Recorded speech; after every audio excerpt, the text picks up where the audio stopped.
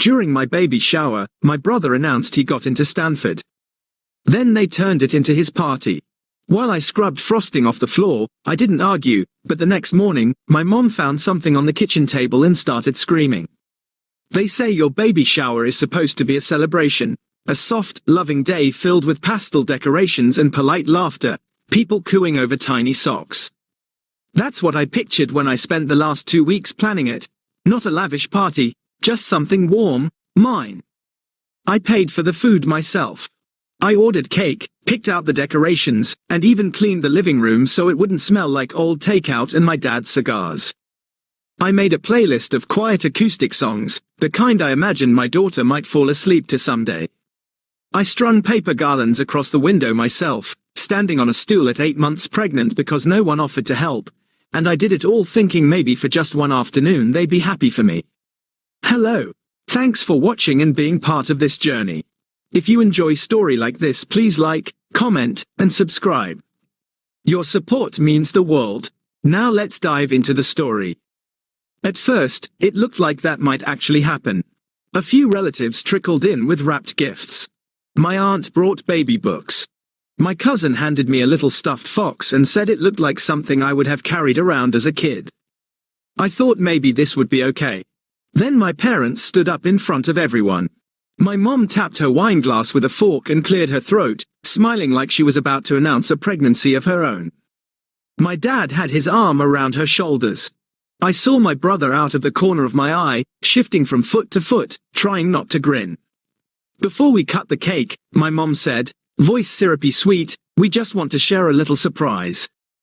I knew that tone wasn't my moment. My brother stepped forward, holding a letter like it was the Olympic torch. I got in, he said, beaming. Stanford, full acceptance. Everyone clapped. Someone even whooped. My aunt gasped and rushed over to hug him. The same aunt who, just 10 minutes earlier, was telling me how excited she was to meet my baby. The energy shifted immediately. You could feel it, like someone cracked open a bottle labeled "Better News," and everyone got drunk on it. My baby shower turned into a college acceptance party in less than 5 minutes. No one said it out loud, but it didn't need to be said. The shift was physical. Chairs scraped toward my brother. My carefully set snack table became his congratulatory buffet. My cake sat untouched. Then his friends arrived, not mine, his, a flood of loud voices and backpack-strapped high school seniors barging in like they owned the place. One of them shouted, "Where's the party at?" Another already had a speaker in hand, music with loud bass that shook the windows and drowned out the lullaby playlist I'd spent 2 hours curating. I was still holding a cup of ginger tea someone had handed me, still wearing the soft pink sash my cousin bought that said, "Mom-to-be." No one looked at me. They moved the gifts off the main table to make room for drinks. My mom told me casually that we'd cut the cake later, when things calmed down. Then the cake got moved. Someone set a soda bottle next to it, which tipped, leaving a trail of fizz down the side. I picked up a napkin and started blotting it. The frosting had smeared onto the table. I got down on my knees to wipe it properly before it dried, and while I was kneeling, 8 months pregnant, wiping frosting off the floor like some afterthought, someone stepped over me to hug my brother. They didn't even say, "Excuse me." I stayed there for a few seconds, just crouched on the floor, hands sticky with icing, breathing in deep through my nose while they laughed and shouted over my head. I could hear my brother in the other room talking about campus visits and dorm preferences. My mom was bragging about the tutors they'd hired to help him reach his potential. The same mom who told me at 16 that college was a scam and I should just get a job at the supermarket. So I did. I worked shifts until my feet ached, then came home and packed shipping boxes for my tiny online shop. I figured things out on my own, and when my business started to grow, I didn't ask them for anything. I paid bills, I saved, bought this house with money they didn't even know I had, but somehow they still believed it was theirs. My mom once said, I was lucky to be able to live at home during my pregnancy. She said it like she was doing me a favor, forgetting I paid the mortgage, the utilities, and even part of my brother's tutoring last year. It all played in my head as I slowly stood up, sticky napkins still in hand. I looked around the room. My decorations were crumpled. The baby name banner had been pushed aside to make space for a hand-drawn sign that said, "Congrats," with my brother's name. I didn't cry. I didn't yell. I walked to the kitchen, washed my hands, dried them on a dish towel, and went to my room. I closed the door, sat on the bed. My back ached, my feet were swollen, but my head was clear. Down the hall, the music thumped like a pulse that didn't belong to me. I picked up my phone, opened a folder I'd been quietly building for weeks. I didn't argue, but I also didn't forget. I used to think things were equal when we were little, that we were just two kids in the same storm, trying to stay dry under the same leaking roof. But when I look back now, really, I can see the way the scales were always tipped, even in the small things. When I was 6 and my brother was 4, he threw my favorite doll in the fireplace. I cried for an hour. My mom told me it was my fault for leaving it where he could reach. When I said that wasn't fair, she sent me to my room for talking back. My brother got dessert that night. I didn't. In 3rd grade, I won 2nd place in the spelling bee. I came home beaming, holding the ribbon like it was made of gold. My dad glanced at it and said, "Just 2nd, maybe next year." When my brother won a participation medal in a soccer tournament, they threw him a pizza party. When I got a B on a math test in 8th grade, my dad said, "Well, at least you're trying." When my brother got the same grade a year later, he got a tutor and a full lecture about unlocking his brilliance. I was expected to help around the house because I was more mature. I did dishes while my brother played video games. I cleaned while he got praised for remembering to take out the trash once a week. I was told to be patient, grateful, set an example. The older I got, the more invisible I became. When I was 16 and said I wanted to go to college, my mom laughed. "College for what? So you can waste 4 years and come out in debt? Oh, honey, you're better off getting a job and saving up." So I did. I applied to everything. Grocery stores, retail, warehouses. I got hired at a discount clothing store and worked the floor during Black Friday while my brother was still in middle school. By the time he was 16, he had a brand new laptop, 3 private tutors, and a college prep coach. My parents took out a small loan to cover it. They called it an investment. They never asked me if I needed help with anything. I remember once, at 17, I got into a minor car accident on the way to work. I wasn't hurt, just shaken. I called my mom from the side of the road. She sighed and said, "You should have been more careful," then hung up. 2 years later, my brother dented his fender in a parking lot, and my dad left work early to go comfort him. He told everyone at dinner that night how grown-up my brother had been for calling him. At 19, I started my online shop. It was small, just reselling clearance items and shipping them from my bedroom. I packed orders at night, sometimes falling asleep beside the printer. I never told anyone how many returns I had to eat, how often shipping delays made customers furious. I just kept going, and slowly it worked. It wasn't glamorous, it wasn't flashy, but it was stable enough to quit my job, to build something real. When I bought the house, I didn't tell my parents right away. I just invited them over and handed them the keys. My mom cried. My dad patted my brother on the back and said, "Now your sister has a place where we can all be together." They moved in the next month. They never asked if they should contribute, never offered to split bills. They acted like I was doing what any daughter would do. I let it slide, told myself it was temporary. I thought maybe if I gave enough, they'd finally see me.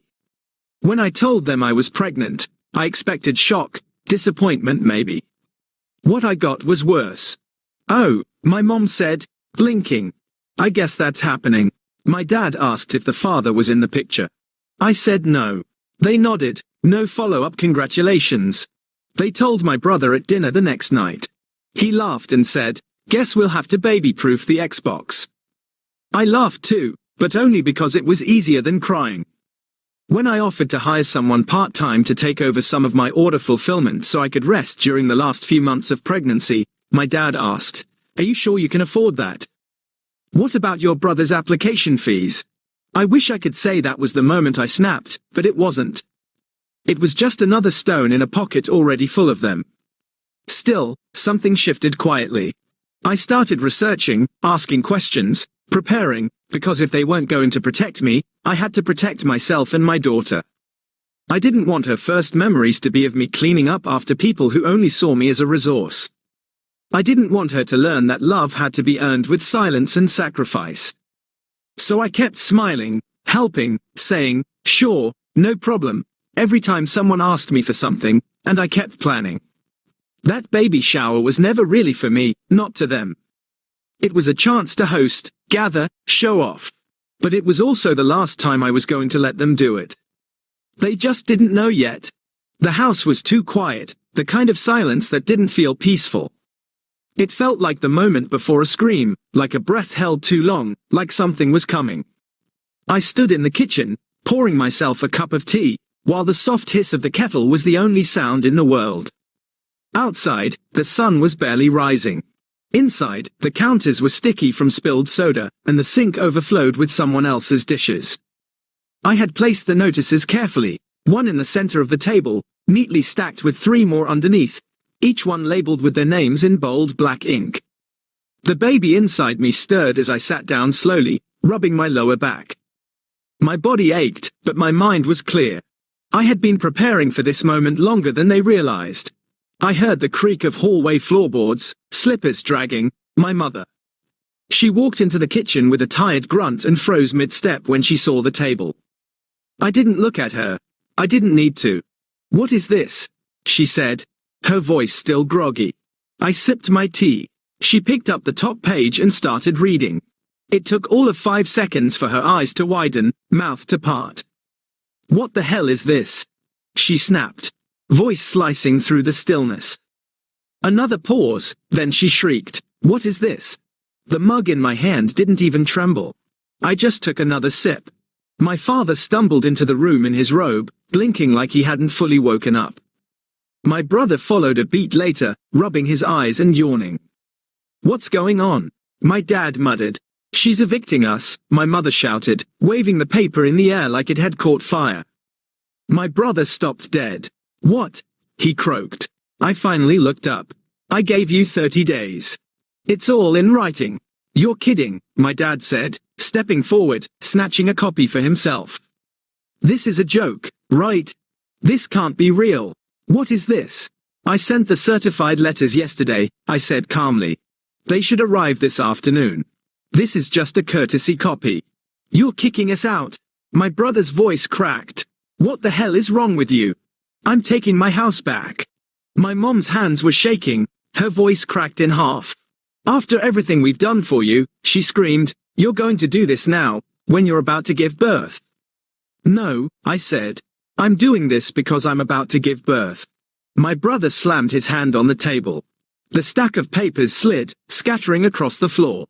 "You're overreacting," he yelled. It was one stupid party that got a little loud. Jesus, one party. I stood slowly. "You took my baby shower. You turned it into a frat night. You let people I didn't even know trash my house while I was scrubbing frosting off the floor like the damn maid." "We were celebrating," he shouted. "It wasn't even a big deal until you made it one." My mom rounded the table like she might physically block me. "This isn't just your house," she cried. "We've lived here for years." "Yes," I said, "rent-free." My dad stepped forward, arms out like a mediator. "Come on," he said, "we're family.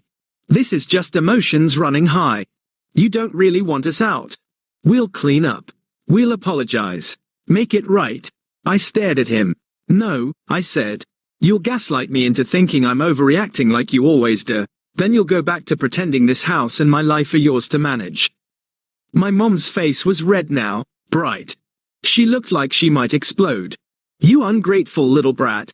You think you're better than us because you started a stupid online store. You think that makes you important. We raised you. We sacrificed for." I laughed quietly, just one breath of disbelief. "You sacrificed me for my brother every single time." My father's jaw tightened. "That's not true." I turned toward him. "When I wanted to go to college, you told me it was a scam. When my brother wanted it, you spent thousands on tutors. When I worked night shifts, you told me to stop complaining. When my brother worked one summer job, you called him responsible. I paid the mortgage, bought this house, and you still called it yours. My brother slammed his chair back. You've been waiting to do this.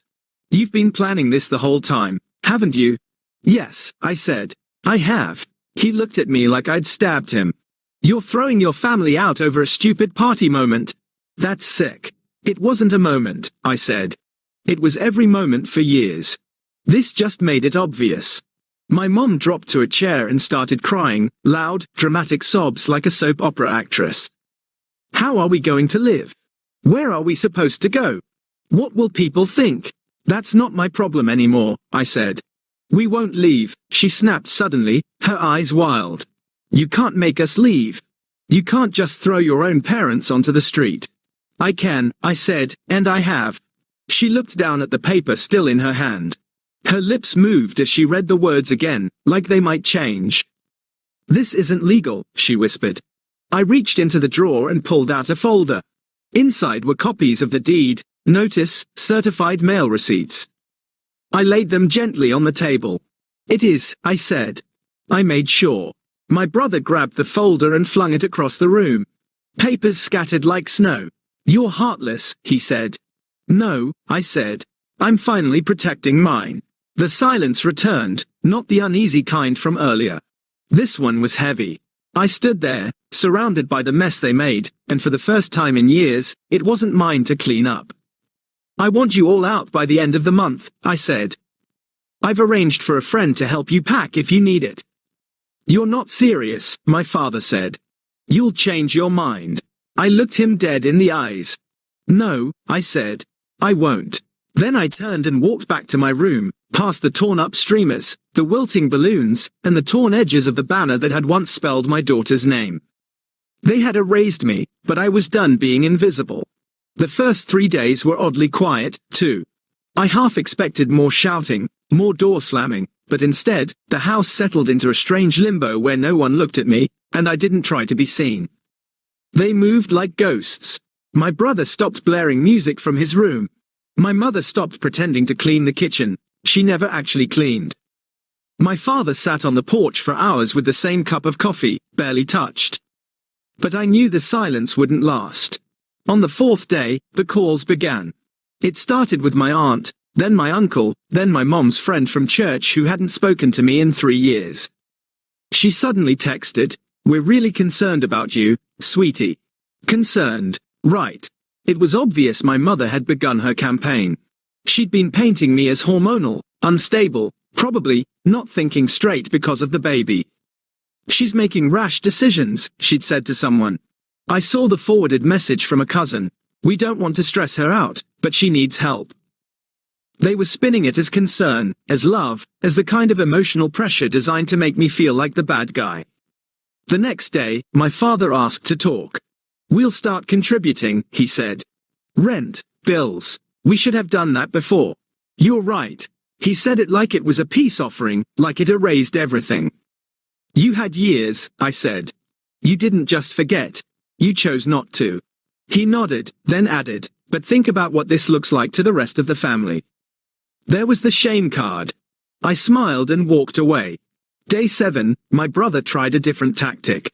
I talked to his coach, he said over dinner. If I defer a year, I might lose my scholarship. We have to move right now. I can't focus. I can't even sleep. I nodded. Tough. You don't even care, he snapped. I didn't care when I was 8 months pregnant and scrubbing frosting off the floor. He slammed his fork down and stormed off. Day 10, I got a call from my business partner. Hey, just a heads up, she said hesitantly. Someone emailed me anonymously, claiming you're emotionally unstable and might not be able to handle running the business after the baby comes. They suggested I start looking at new leadership. My stomach sank, but only for a moment.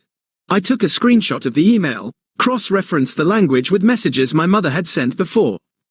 It matched, word for word. I didn't reply. I forwarded it to my lawyer. Day 12, they stopped pretending. My mom cornered me in the hallway. I know you think you're strong now, she hissed, but when that baby comes and you're exhausted, overwhelmed, we'll see how long this lasts. Don't come crawling back when you realize you need us. I looked her in the eye. I already realized I don't. Day 16, a sheriff's deputy dropped off a letter at the front door. My dad opened it, read it, and punched the wall. Court filing, he muttered. They had hoped I wouldn't go through with the eviction legally, that I'd crack, that I'd give up. But the papers were filed. The hearing was scheduled. I wasn't backing down. Day 21, they tried guilt again. My mother sobbed loudly in the living room, loud enough that the neighbors probably heard. She listed everything she'd ever done for me, how she let me live at home, how she watched over me during my pregnancy, how she sacrificed her peace for me. I sat in my room, noise-canceling headphones over my ears, finishing baby registry updates. Day 25, my brother called his girlfriend over and loudly said in the kitchen, "She's crazy. She's going to ruin her kid's life without us." I walked in, looked at his girlfriend, who had been at the baby shower, and said, "You helped ruin my baby shower. You might want to leave before I make a list of every underage person who was drinking that night and report it with your name included." She turned pale. She left. Day 28, they started packing. The suitcases appeared like ghosts in the hallway, folded reluctantly. One bag here, one box there. I didn't gloat. I didn't even smile. I just waited. On the 30th day, the house was half empty. My father didn't say goodbye, he just walked out without looking back. My mother stood in the foyer, arms crossed, tears in her eyes. "You'll regret this," she whispered. "Family is forever." "I agree," I said, "which is why I'm building one that actually deserves to stay." My brother was last. He stood in the doorway, backpack slung over one shoulder. "You're lucky, you know," he said. "Without me, there's no one left to blame." "Then I guess I'll finally get some peace," I said. He rolled his eyes and walked out. The door shut behind him. Silence. Not the tense, loaded kind, a different, peaceful kind. I stood in the center of the living room. The room looked bigger without their stuff, brighter, like it had been holding its breath too. I walked to the nursery, opened the closet, folded a few onesies, placed a soft pink blanket into the crib. Outside, the wind moved gently through the trees.